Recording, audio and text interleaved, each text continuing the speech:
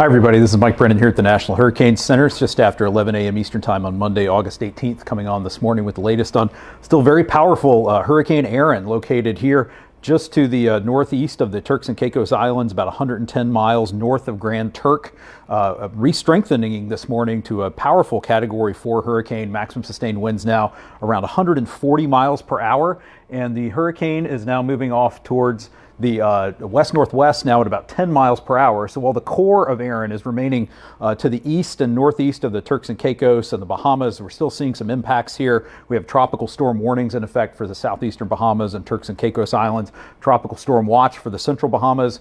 So there's that risk of tropical storm conditions as Erin continues to grow in size. Also the potential for some flooding rainfall, 2 to 4 inches, isolated amounts as high as 6 inches across portions of those southeastern Bahamas and Turks and Caicos Islands as we go through the day today and into Tuesday.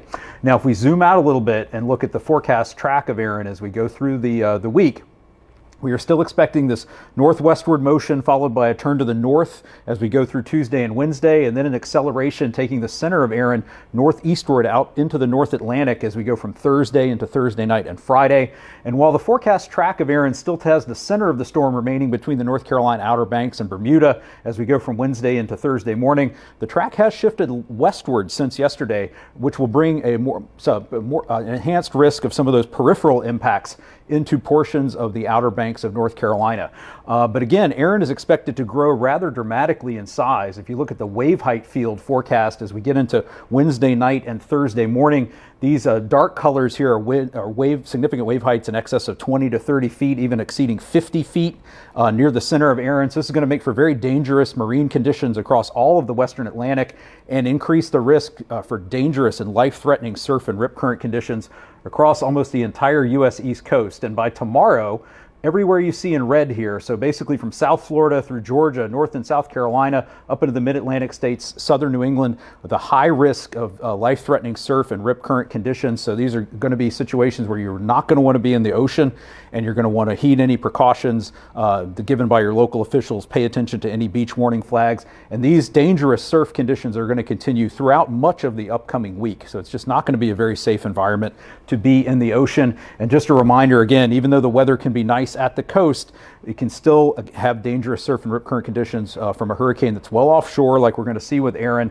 So never assume the ocean is safe, even if the weather is nice. And please go to weather.gov/beach for the latest information on those surf and rip current conditions.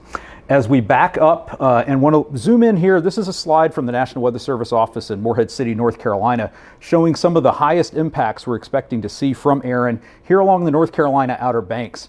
So where we're going to see that wave action is going to cause significant surf zone roughness, beach erosion, ocean overwash, especially along portions of North Carolina Highway 12 out here in the Outer Banks. So this area between Ocracoke up to Oregon Inlet is where we're expecting to see some of the most dangerous conditions along the ocean front. And evacuations have been ordered for Ocracoke Island and Hatteras Island in North Carolina. So please see more information from your local emergency and government officials in these areas. Heed those evacuation orders if you've been asked to leave. And again, you can always get more information from your local National Weather Service office at weather.gov. Now, I did mention the track moving a little closer to North Carolina, and that is bringing that risk of tropical storm conditions to the Outer Banks by late Wednesday afternoon into Wednesday evening. So we could see a tropical storm and storm surge watch issued for portions of the North Carolina Outer Banks as soon as later today or tonight. And there is also a risk of tropical storm conditions on Bermuda as we get from Wednesday night into Thursday morning. Again, with the large size of Erin, even with the core of the storm passing well to the north, we could see some impacts there.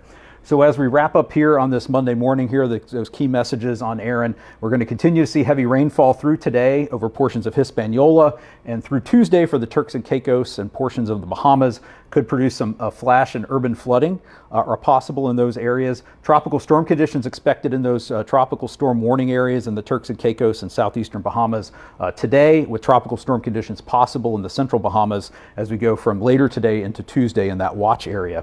Erin's expected to produce life-threatening surf and rip current conditions across much of the western Atlantic basin, the Bahamas, Bermuda, the U.S. East Coast, up into Atlantic Canada. and interest in the Outer Banks of North Carolina and Bermuda could see some more direct impacts from Erin as we get into the middle portions of the week. We could see tropical storm conditions and coastal flooding possible along portions of the North Carolina Outer Banks beginning in the next day or so and continuing into Wednesday. So please stay tuned for more information on Erin here. Come back to us at the National Hurricane Center at hurricanes.gov. Thanks for joining us. I'm Mike Brennan.